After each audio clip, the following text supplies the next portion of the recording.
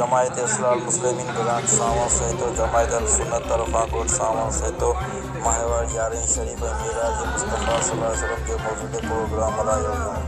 ख़ुसूसी ख़िताब सरपरस्त अल्लामा मौलाना साईं गुलाम मेहदी राव ख़िताब करण फरमायो। नबी करीम सल्लल्लाहु अलैहि वसल्लम जे मेराज जो वाक़े ते बयान कंदे चयो त अल्लाह तबारक व तआला पंहिंजे महबूब खे राति जे थोरे अरसे में आसमान जो सैर करायो।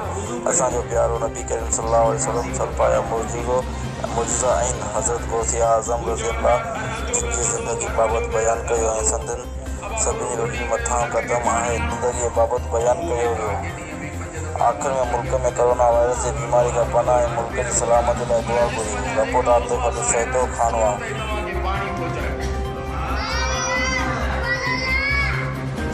इस्लाम केॾो प्यारो मज़हब आहे, केॾो प्यारो मज़हब आहे।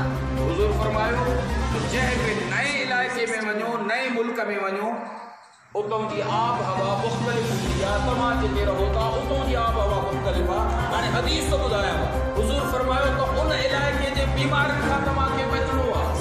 तव्हां चाहियो था त उन इलाइक़े जी आब हवा मुंहिंजी तबियत जे मुआफ़िक़ अचे, मां उते बीमार न थियां। पाण फरमायो उते वञो, सभ खां पहिरियां उते वञी उन इलाइक़े में बसर खाओ।